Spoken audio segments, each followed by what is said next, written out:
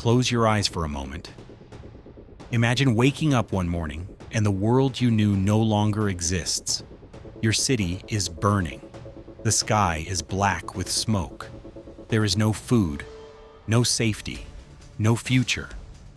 And millions of people around the world woke up to this reality every single day.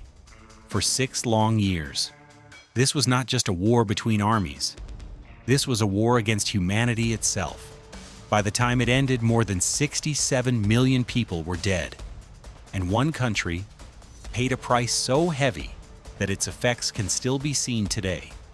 World War II began in 1939 and ended in 1945. Almost every major nation on Earth was pulled into it. It wasn't just fought with guns and tanks, it was fought with hunger, fear, ideology, and hatred. Cities were bombed into dust, families were torn apart overnight, children grew up without parents, and many never grew up at all. This war didn't only change borders, it changed people, it changed societies, it changed the balance of life itself. When historians count the dead, the number is almost impossible to comprehend. 67 million lives lost. That includes soldiers who never came home, civilians trapped under rubble, mothers holding starving children, entire communities wiped out. This wasn't collateral damage. Civilians made up nearly half of the dead, and nowhere was the loss greater than in the Soviet Union. The Soviet Union lost over 25 million people. Let that sink in. That's not a statistic. That's entire generations erased. When Nazi Germany invaded in 1941, the Eastern Front turned into hell on earth. Soldiers fought in freezing winters, sometimes without food, sometimes without weapons. Cities like Leningrad were starved for nearly 900 days. Parents watched children die in their arms. People ate glue, leather, anything to survive. Then came Stalingrad, a battle so brutal that history itself seemed to scream. Buildings changed hands dozens of times. Men fought room to room, street by street. Life meant nothing. And the result? Millions of young men never returned.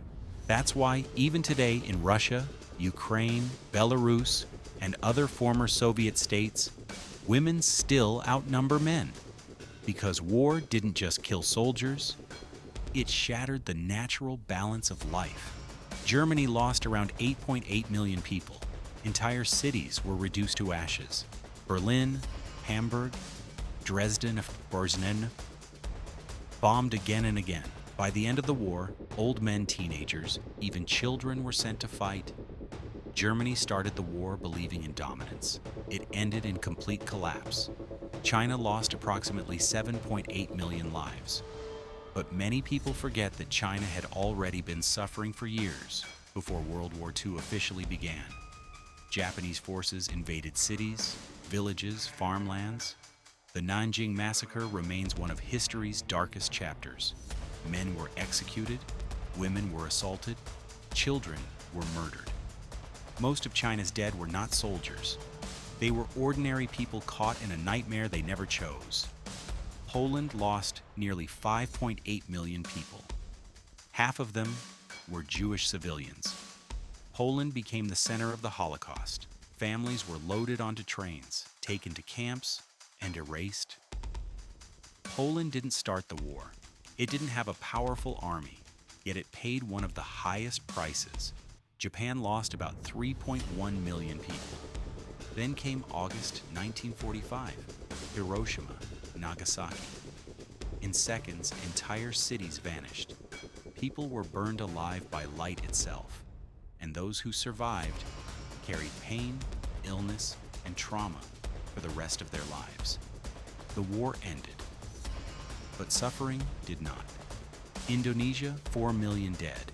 India, 2.5 million, mostly from famine. Vietnam, 1.5 million. United States, 418,000. United Kingdom, 450,000. France, 567,000. Italy, 457,000.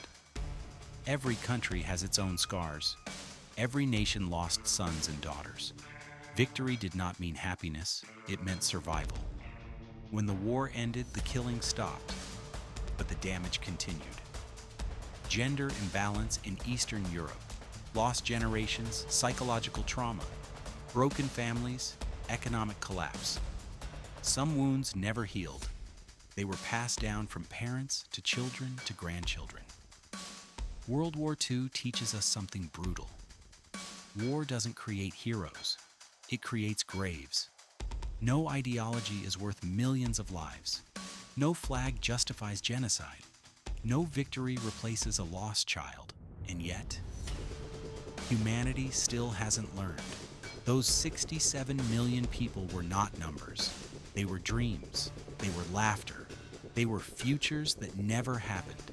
If history means anything, it means remembering them. Because the moment we forget, we risk repeating it. Like, share, subscribe. Not for the algorithm, but for memory.